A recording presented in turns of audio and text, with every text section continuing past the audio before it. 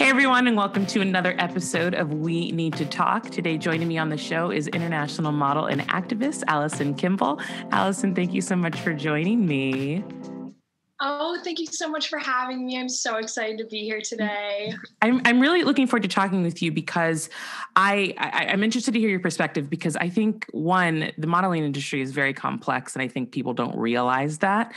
But more so, I think, after the year that people had last year, and I feel like I've talked about this on every episode so far, but it's hard to not talk about it. I just think entering into kind of a new phase of positivity, but more importantly, body positivity is something that we really should focus on this year. People joke, you go to college, you get the freshman 15. People have been joking about getting the quarantine 15. And I know it's probably affected people's self-esteem, when it comes to just being around people or even on social media. But even before we kind of get into that and kind of like what your ethos is surrounding modeling and social media, I want to know your story, just how you got to this point in your career, why you chose modeling. So take us back to the beginning. Oh, I would love to. Okay, so I started modeling when I was just 12 years old, and it was completely on my own. So it was a little bit different than I would say children that were kind of raised in the industry, because usually if kids are starting with like Baby Gap or things like that when they're really young, it's usually kind of implemented into them from their parents, and their parents kind of already knowing a little bit of the ins and outs of the industry. But for me, that was not the case at all. My parents actually didn't even really approve of modeling at all. They kind of didn't know much about it. They were just very skeptical, obviously, like wanted to keep me safe, had no interest in the industry at all. And so it was all kind of like me discovering this interest on my own. So when I was 12, I was doing a photo shoot that I found out about through Instagram. And I was a senior portrait photographer, actually, which is pretty funny because I was literally 12 years old shooting if I was like a high school senior already. And then at one of those really fun photo shoots I was just doing just for fun, there was an agency scout for a local agency, just like where I was growing up. So they wanted to sign me. And of course I was like, yes, because I like at the time, like after I had done a couple of shoots, I was already super interested. And I was like, I want to do this. I love it. I have such a natural like passion for it already. I was like literally like beaming every time I go to one of these little shoots that my parents bring me to. So then I got signed to a small agency, and then it kind of grew from there. So then I got scouted from a little bit of a bigger agency for a local city. And then when I didn't even think I turned 18 yet. I think I was like just about to turn 18 was when I was in contact with Wilhelmina Agency, which was my New York City agency, which is the biggest one out of them all. And then that's when I decided to move to New York City right when I turned 18. So like I was literally still in high school. I was a high school senior and I was doing a school to career program. So I was still in high school and living in New York City, which is absolutely wild. So that's kind of a little bit of a summarization of where I am right now and how that led to where I am here. I love that. And I love that you've kind of grown through social media as far as, how your careers go. So what are some of the things that you feel like you've seen drastically changed because you started so young? And like at this point in your career, I mean, we see all industries change over the years, and we've probably even seen industries change just in the last year. But specifically for you, what are some things that you've seen like drastically change since you started? Wow, like the industry has evolved like an insane amount from when I started. And especially I would say in the last like 3 years even when I've noticed the most change. And maybe it's just because I'm the most aware, but I think even the last 10 years, it has completely evolved. Like it is so much more healthier and diverse and accepting and less judgmental. And it's just an all around better industry to be in now. I mean, there's still obviously like little odds and ends of like just not having the like necessary acceptance that should be at hand, like with the weight situation still, like they still are only booking models that are certain weights. Or for me, it was always a big height issue because I am a lot smaller than the standard, like runway size, but I didn't even have any interest in doing runway modeling. I just wanted to model in general. And it has honestly gotten easier and easier every year of modeling for me, because at first it was hard because like going through like being like 12, 13, 14, 15, like I'm growing up, I'm changing, like I'm already dealing with a lot of natural insecurity in that age frame as a growing girl. Right, of So course. it's like oh my gosh, like having that just like in school and in general, being a normal kid, having that already, and then throwing the modeling industry on top of that was like blowing me away. It was like super hard to deal with. So I had to like build up a really big tolerance and really thick skin to kind of Yeah. get through that. and and yeah, so it's gotten a lot easier. And I used to always kind of like nitpick at myself, I would say, and like really try and conform to the way that I thought they wanted to see me as, and like certain way my hair, like I would even like straighten my hair a ton, like I wanted to be like super like sleek and just like that kind of model, but then like Yeah. Yeah. no, that's not me at all. So it took a lot of evolving, and I feel like I've really grown to accept myself very recently in the past 2 years, which is like Hmm. not that long of a time span, but in the past 2 years, especially, I've noticed so much growth with like my self acceptance, just like for me personally, and like the way I look. And like, I don't feel the need to, pile on tons of makeup every morning. Like, I used to feel like I always had to do that for like just to be accepted. So it's a lot different now. You touch on something because I think, I mean, obviously as females, we know this, but going through junior high and high school as a teenager, it's in general, that is just a tumultuous So time in your much. life. So for you to add modeling and getting into the entertainment industry, how did you manage to still kind of keep your youthfulness about you and still enjoy being a teenager despite being thrown into this industry?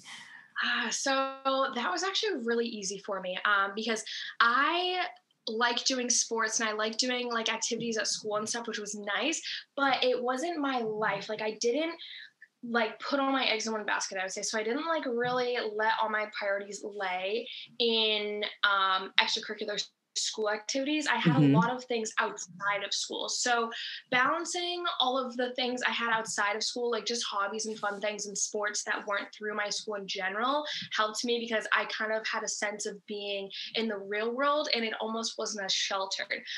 So that helped me a lot. And also, where I grew up is in Massachusetts, so that's like always been my home base.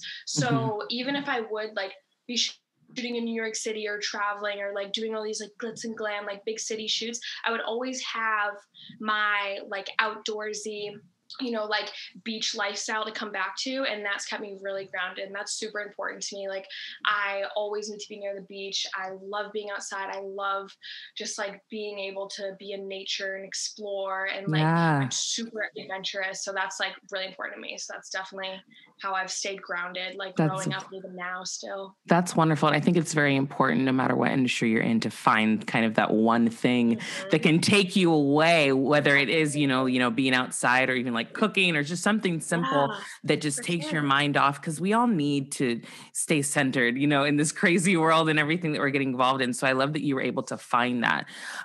So I want to talk a little bit about social media now, because everyone knows there's pros and cons to social media, but in the entertainment industry, in the modeling industry, of course, it is a very vital part of those careers. And how have you managed to figure out how to present yourself on social media in a positive way and stay true to yourself? But also, you are a model, and there's clearly that is an incredible career, but I think there probably is an expectation for how you present yourself in that way. Oh So yeah. how have you managed to just kind of navigate social media in that sense? Oh boy. So it has not been easy, but it's easier when you kind of like crack the code, I'd say.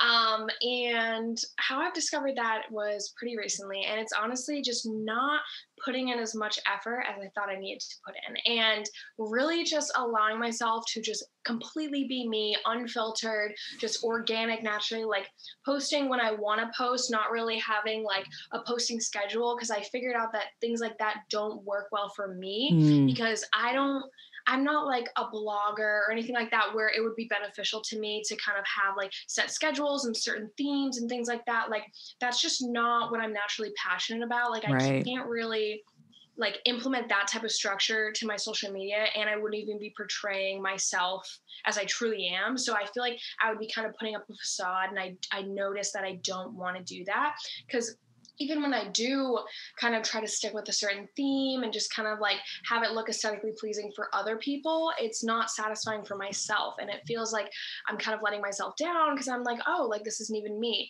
And then as for the modeling things, that was actually really tough because like I'm really proud of it, of like all my shoots, and I love being a model. It's so fun. I love it. But then also like some of it doesn't really portray like me as a person because it's like I said, it's like big, like city girl, like all like Yeah. glammed up, like full makeup, full hair, which I love. But then if I'm just posting like all that on my Instagram, that's all you see of me, then that's what people are gonna think I am, like 100% of Yeah. the time. And it's like it's so hard. So then I try to put in a little bit of like me like doing things I like snowboarding or surfing and just like doing things that like I'm doing just as often as I'm modeling, it's like the balance of like my actual life. So it's like it's all about finding a balance and just kind of like trusting my gut. And then when I feel like posting, I'll post. And if I don't have anything to post, if I don't feel like I just don't feel like posting, then I won't force it. I won't like try and establish like this just for an audience. Like I always just Right. do it as please, which is Right. like a really big form of putting myself first. Have you found in your experience that it's been a more positive experience or a negative experience? I think there's definitely ups and downs. It wouldn't be right of me to label it as good or bad because I have gotten so many wonderful opportunities from social media, Right, and I'm right. really grateful for those. But also, it has like affected my mental health at some points. Like I'm not gonna lie, like I can't say it's all like rainbows and butterflies Yeah. because if I'm being honest, it has not been, and it does get to me sometimes. I feel like it would get to anybody, but I would say now I know when things will trigger me or if like just I just really try to only stay true to myself. And Yeah. I kind of identify the triggers of what I notice like patterns and things coming up of like when it will start to affect my mental health. And like then I kind of take a step back and I'm like, I put myself in the real world for a little bit. And then that usually helps me. Yeah, I think having self-awareness is one of the most important things just in general, but specifically when you're when you're working in this industry, because not having that self-awareness, it definitely could start to kind of impede you a little bit. So that's Oh my gosh. wonderful. Yeah. Yeah, that's really wonderful. So let's kind of pull back the veil a little bit on the industry. What are some things that you wish that they addressed more? Eating. And I know that, and I say that with like such a strong heart because, yes, there is a lot of kind of like exposed parts of the industry with like eating disorders and certain companies not accepting you the way you are and like things like that. But it's like, more we need more still like it's evolving but it hasn't evolved enough for my liking or for the mental health of other models yet. And I noticed that when I was in New York and I'd be at castings, I didn't have terrible experiences in New York because my agency and my agents were very good at kind of like protecting me, I'd say. And they're just very accepting. They understand what's right and what's wrong, and they are amazing. But I have heard horror stories from other girls about these agents and stuff, straight up telling them like you need to be X weight by this time. Mm, And like these girls having to go through these awful patterns and like it just absolutely deteriorating them from the inside out. And it's so sad. Even like changing their physical appearance, like literally I remember talking to this girl in the elevator one time and she was like, yeah, this new agency I have, like I love them, they get me the work I want, but they have these meetings with me every week, and last week they told me I need to get even skinnier. And she was like, this is the skinniest I've been by like 25 pounds. And then she was like, and they made me chop my hair into a pixie cut and I didn't want to do it. And I was crying and like all this stuff that is just like shocking to me to still see that it's like this industry that like portrays itself as so like high up and just like beautiful, like the epitome of like women's beauty, especially like just in this industry. And it's like, yeah. no, like there's so much more. And it's like, there just needs to be more acceptance. And like, yes, I've seen change, but like I can imagine what it was like before that, like even in the 90s and stuff too, like just how it was so like romanticized almost to just be like this super skinny, stick thin. And like girls that don't naturally have bodies like that, like them having to try to get to that, it's like a whole nother story. And like I understand if it was girls that naturally had that body shape, that body figure, and like them being like told they're beautiful because they are, but like having to be something you're not is where it gets ugly. And that's where it's like a big gray Yeah. area that I just can't stand.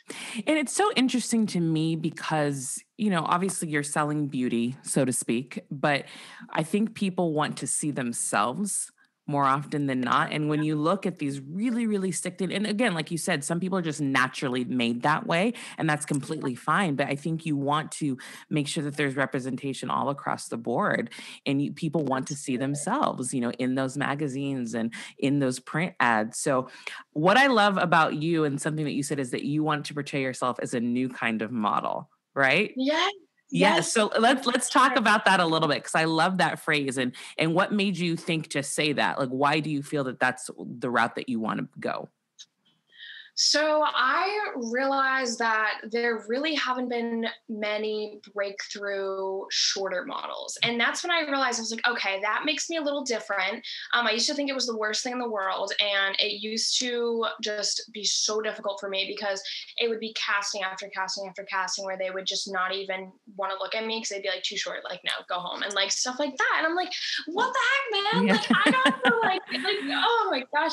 So that's when I realized I was like, I am so passionate about modeling. And like, I know in my heart and soul that I can model. I know that I can go and crush these shoots just as good as these tall models. So like, why does it make me any less that I'm shorter? Like, it's so weird. And it's like, and that was definitely the turning point for me. And also, it was that I didn't want to have to worry about my weight. I just wanted to have to worry about being healthy. Yeah. And that's when I was like, okay, I want to be a new model because I want to see my body as this athletic, because I am naturally super athletically built. I'm not like skinny. I don't have like natural, like hourglass figure or anything. Like I'm very boxy, but I like that about myself because it's different. It's like almost seen as unconventional unless it's a fitness model. But I want to steer away from just modeling for fitness. I want to normalize all different types of bodies. And I was like, okay, I have to say, I can like push through these standards and get to where I want to be. And that's what I've been doing. And that's where I am. That's why I am here now. And it's like, now I'll go to, more castings, more shoots, meet with more clients, and they'll kind of have a new found sense of respect because they know what I'm capable of. And I feel like I had to prove that. But in the future, I just hope that models won't have to prove that like I did. I Yeah. feel like it will just be, given naturally because there are so many different types of models that are so gorgeous. And like, it's like different weights are beautiful and like Yeah. any different, like just people in general are beautiful. And it's like, it just stinks that like I'm so passionate about this. Like I'm literally over here like, oh, I'm getting I like love worked it. up. I I'm like, love it. no, like people can photograph so well, and just because they're not like a certain standard or like a certain size, like anything, they don't have certain like eyebrows, like even like little tiny things that get nitpicked in the industry. It's like, no, like those are literally like the most beautiful traits, and they'll photograph well. They'll sell the clothes like so fast. They'll literally like market like the companies and the brands, the clothing, the jewelry, the perfume, whatever, like so much better. It's like, Mhm. I'm so passionate about that. I'm I literally know. like, I I'm love just. your passion. I love your passion. For the pictures that I've seen in browsing your Instagram, I think that shows through your work. And I think that that's a really Oh, thank beautiful you. thing, of course. So you said that one of the things you wish they addressed more was eating, but what is something that you actually think that they do well in terms of addressing when it comes to the modeling industry? Oh, that's a good one. Oh, let me think. I don't just want to like say the industry is the worst thing ever, but I'm like, oh no, I'm literally having a hard time thinking of this. Okay, let me Yeah. think. Well, with my experiences firsthand, I can't like say this like collectively because I've obviously had ups and downs, but for my experience personally, I would say with my agency, they have been good about my weight fluctuating. And I say fluctuating because my weight was a lot different, and then I lost like healthy weight because I was like running and doing more things like that, and like my body was just really really changing, and I wasn't trying for it to change or anything, and they were totally okay with my measurements differentiating like this much and Mhm. like really fluctuating. And like even like like the size of my thighs and things like that. And like I wouldn't be the same like standard sizing for like regular clients that have like set sizes for certain models, and that's why they book the models. But like I had bigger sizes and then had smaller sizes, but they were so good about it because then they just send me to clients that catered to bigger sizes when I was a little bit bigger. And I say bigger because I had a really weird fluctuation of my weight last January, so about a year ago. I weighed 28 pounds more than I do now, which is pretty like, it was just different for me. And but now I am so much stronger. I am so much more athletically capable, I Mm-hmm. would say, and I'm just more fit. But it was just weird because like I was fit then, and I was doing a lot of boxing and like a lot of that kind of like hard working out. But now, like they are just as accepting now of my body as they were then, and they Mm-hmm. didn't see it as bad. They didn't see it as negative. They just took my measurements and like didn't say anything, like did not care. And that felt really good because I remember being a little bit scared one day to go into the agency and get my measurements taken. I was kind of feeling a little bit like in my head, a little insecure. I was really worried and worked up about it, getting a lot of anxiety. And I just remember them measuring me and just being like, no, you're a good size right now. Like, we'll just send you these clients. Like, they're going to love you. Like, and I was like, that's all I wanted to hear. Like, so nice. And I was so happy that day. So That's really I think encouraging. And that's it's good. Sounds like yeah. you have a good team with you, because I can only imagine that there are certain girls or even males that don't get that sort of support from the Mhm. agencies that they're with, and I've that's seen hard. Oh yeah, for sure. I've seen also like a couple of my male model friends. I think they might have it a little bit harder in the acceptance realm because there just hasn't been as much like openness to it for male models. So I feel bad for for them too because like I just feel like it hasn't expanded enough into the male modeling industry yet, which Mm. is sad to say, but they're definitely evolving still. But from what I've seen, like they're still like super, super like cutthroat, and it's like not the best. So, when it comes to body positivity and being a huge advocate for it, would you say that the reason you've chosen to be an advocate for body positivity, is it based mostly on your personal experience, or just what you've seen with other people that you know that are within the industry, or is it a little combo of both? I think it's definitely both, but I would honestly say that it's more based on my personal experiences because the things I had to go through and deal with completely on my own on my journey through this industry just absolutely like for lack of better words wrecked me, like Mm. completely stomped me into the ground. Just the absolute worst, like darkest of days I went through. So difficult to go through. And for me to, build up that tough skin and go through that, it just allowed me to really expand my outlook on a lot. So that like bred this like natural passion in me to just like want that to change and for other girls not to have to go through that. And I'm just trying to do that like person by person by person. So I try to be super mindful and super just like aware and just really practicing mindfulness when I'm talking to other models or if someone comes to me and asks me questions about the industry because like I've been on the other side and I know how it is. And for people to come to me or feel comfortable enough to ask questions in general is really important. So like I like hold such high respect for people, anybody that will come to me or just want to grow and kind of get out of like the little dark patches. So like I always choose to see that in other people just because I've always seen it in myself. So Yeah, I feel like you're definitely setting yourself up to be a very good role model for a lot of people. Of course, I love it. But who have you looked up to as you've been oh, going through this industry? Because you've been a part of it for such a long time. So who are people that have really inspired you? oh my gosh. There's so many. There really is. I really admire Sports Illustrated just as a whole because the work they have done with like acceptance of all bodies is Mhm. so beautiful. And I really, really admire them. I have so much respect for them. They do such a good job of just getting everybody involved and showing off real beauty, like raw beauty, like literally like unedited photos, they have just gone above and beyond and earned so much respect from so many people. Mm-hmm. So I think that's a massive influence for me. That's kind of been by my side through my whole journey. And then also, I would say a lot of female businesswomen too. And I say that because I've always been interested in more than modeling, and I love modeling, but I also like all the business stuff behind modeling. And I think that I have a very like entrepreneurial mindset, and I've always wanted to create more. Like in the past, I've had a clothing line, and then like I just started my podcast, and like I just really like doing things on my own. So I like to look up to like-minded people that also feel the need to kind of like just like pick and choose like different passions and like pursue those. So that's always been very motivational for me as well. That's great. So how do you avoid comparing yourself on social media?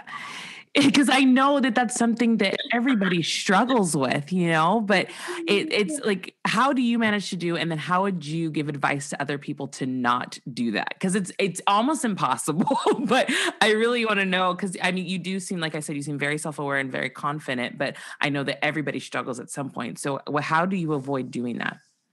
Absolutely. So I think the key is not avoiding it and not kind of just like suppressing it. Because when you have intrusive thoughts like that, and like really just thoughts that kind of pick at you and will deteriorate you as a person, I think the best thing is to, like I said, just not try and push it down and push them away and avoid them.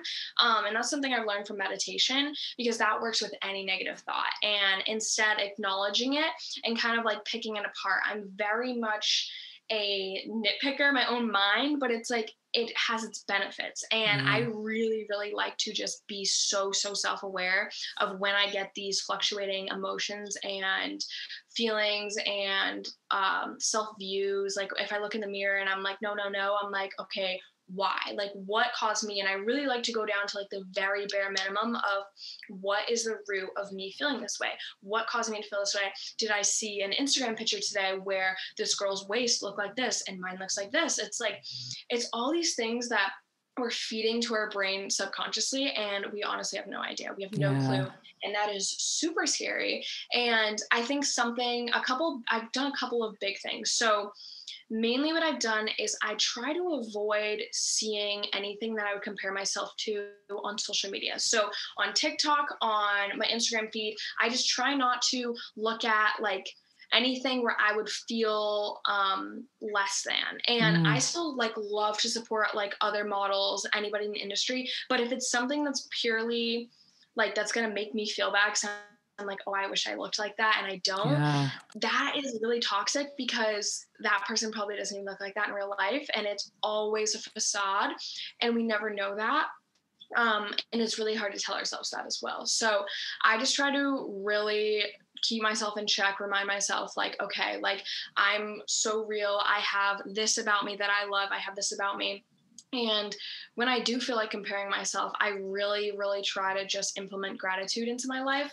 And gratitude has honestly brought me out of every rut I've ever been in. So that's super important to me. That's like one of my biggest values. But the way I show gratitude to myself is in very just like see it as it is ways. Like I really just try to simplify it. I don't try to overcomplicate it. I just do it just to get it out there. So that might look something like picking out certain things about my body that I love instead of trying to pick out my flaws. So I'll like acknowledge my hair. I'll be like, my hair is so cool. I'll even write it down mentally, like voice note, whatever it is. And it sounds silly, but like it really does. It's kind of about being your own best friend too. So that's how I show myself self-love and show myself gratitude. I think that's beautiful. I think that's really good advice. It's just kind of like flipping it and turning it on its head, which is, it's hard to do, but once you do it, it does make a huge difference. So let's talk about your podcast. You have a new podcast that you just started, and I love the title. How did you come up with Spiked Kombucha? That is such a great name. Thank you so much. So I love kombucha, and I figured that spiked kombucha is kind of like kombucha with a little kick. And that is like the perfect way to describe just like the whole energy I want to put out in this podcast, like who I wanted to be, who I wanted to show. And it actually originated at the very beginning of quarantine. And it's kind of a funny story, actually. So I was with my boyfriend and we were going to create a TikTok account together, and we were coming up with names, and we were like, oh, I don't know, blah, blah, blah. And then it was actually his idea. And he was like, Spike Kombucha. So we just made the TikTok account. We didn't really stay too active on it. And then coming up with the podcast name, I was like coming up with ideas, and I was like, okay, like what do I want it to embody? What do I want people to see me as? Blah, blah, blah.